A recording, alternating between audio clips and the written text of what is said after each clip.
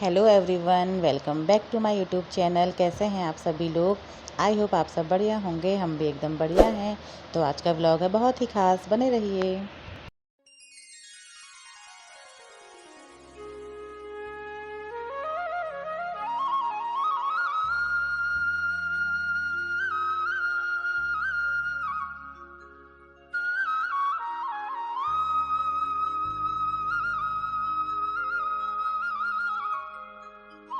वाणी सुनकर राजा बहुत दुखी हुआ। वह कन्या और अपने राज्य की बहुत चिंता करने लगा और तदनुसार राजा के घर में एक जो है कन्या उत्पत्ति हो गई। समय अनुसार बचपन व्यक्त कर हुए विवाह हुई और विवाह योग्य हो गई। आज और राजा अपने कन्या के विवाह के परिणाम सोचकर भी दुखी होने लगा।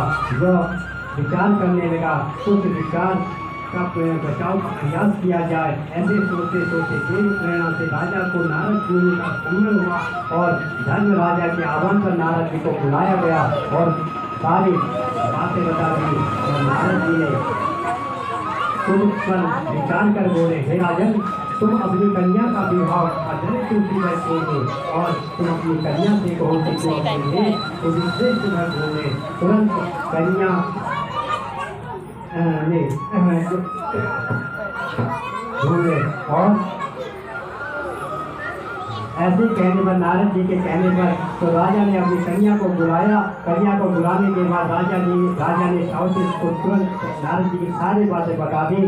तो साउथी ने पिताजी से नारद जी की आदर का पूर्वक पालन किया। राजा के कुछ प्रस्ताव प्राप्त किए और तब राजा पुत्री सावती सभी सैनिकों जाति दासियों के साथ भविष्यपति योग्य व्यक्ति को ढूंढने में भ्रमण का करना प्रारंभ कर दिया।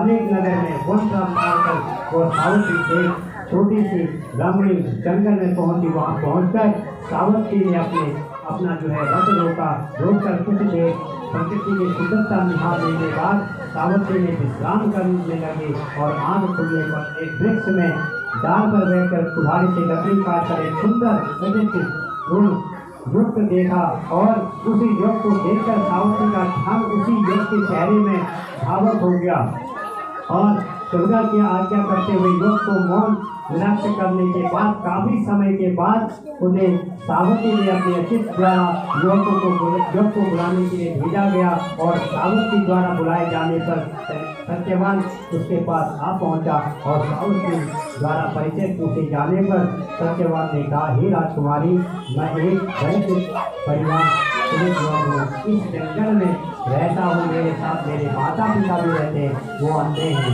मैं जंगल की से लकड़ियाँ काट कर बाजार में बेचकर इसी से हम तीनों की प्राणी का जीवन निर्भर होता है और मेरा नाम सत्यवान है। मैं आपकी क्या सेवा कर।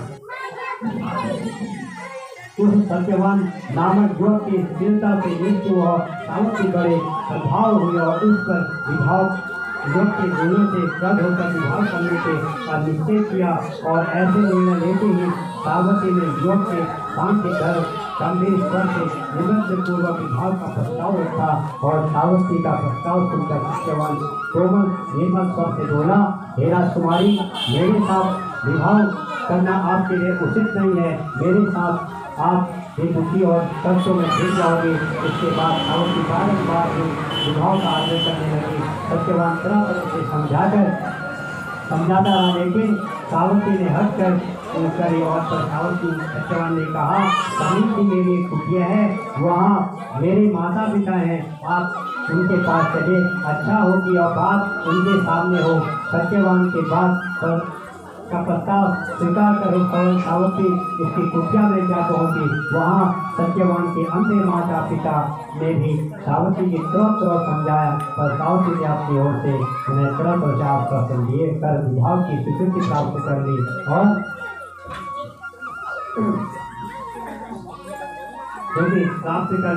सफलता प्राप्त कर ली और सत्यवान ने भी विवाह के लिए स्वीकृति कर दी। सत्यवान के कुटिया से लौटकर सावती अपने पिता के पास पहुंची और संपूर्ण वार्ता बताई। तो सावती अपने पिता से वार्ता कर ही रही थी तो उसी समय जो है वो नारद जी वहाँ पर पहुंचे और बोले, तुमने अपने पति किसे चुना है। इस पर सावती ने पुनः सारी बातें नारद जी के सामने दोहरा दी। तो नारद जी बोले, हे सत्यवान, हे गुणवान, स्वरूप, सत्यनारी, सत्य लोक है, परंतु विवाह के 1 वर्ष के बाद उसकी मृत्यु हो जाएगी। इसलिए हे सावती, तुम अपने लिए पुनः किसी अन्य व्यक्ति को चुनो और सत्यवान करने वाला है। तो नारद जी की बात सुनकर सावती बोलती है, हे नारद जी, देख भाई, तो धर्म विलाप नहीं हो सकता है। हिंदू नारी जीवन में एक बार अपने पति का चुनाव करती है। मैं सत्यवान को अपना पति चुन चुकी हूँ, अब वचन भंग का पाठक नहीं कर रही। नारद जी के ने और सावती के पिता ने उसे तरह तरह से समझाया था। सावती ने सत्यवान के साथ विवाह करने पर अड़ी रही। तो नारद जी ने कहा कि तुम्हारा कल्याण हो, जीवन सुखी हो। नारद जी के आशीर्वाद देकर विदा हो गए और सावती को इच्छा के अनुसार उसके पिता ने उसका विवाह सत्यवान के साथ कर दिया। और सावती को ज्ञात था कि 1 वर्ष के बाद तो मेरे पति की जो है मृत्यु हो जाएगी। ऐसे में यदि शंकर जी की रचना की जाए तो विधि पूर्वक विजय प्राप्ति हो सकती है, क्योंकि शंकर जी के विषय में विश्वास है। और इस प्रकार से निश्चय कर सावती भक्ति पूर्वक शंकर भगवान की आराधना करने लगी। और सत्यवान के सावती पूर्ण से शिव जी की आराधना करती रही। जब सत्यवान के आयु केवल 7 दिन शेष रह गए थे, तो सावती ने तीव्रता से कठिनाई से जो है व्रत किया। और अतः सावती का भक्ति से प्रसन्न होकर भगवान शंकर उसके सामने प्रकट हो गए और बोले, मैं तुम्हारी भक्ति से प्रसन्न हूँ, मुझे भगवान के वर मांग लो। तो सावती बोली, भगवान, मेरे पति की आयु केवल 2 दिन शेष बच गई है, कृपया करके जीवन बच्चा की युक्त बताई। भगवान शंकर बोले, कल देश की अमावस्या के दिन, कल देश की अमावस्या के भक्ति पूर्वक वृक्ष के पूजन करने से तुम्हारे मनोकामना पूर्ण हो गई। सावती के वट वृक्ष की भक्ति पूर्वक पूजा की और रात में जागरण किया। दूसरे दिन प्रातःकाल जब सत्यवान जंगल में लकड़ी काटने जाने लगा, तो सावती भी उसके साथ चलने के लिए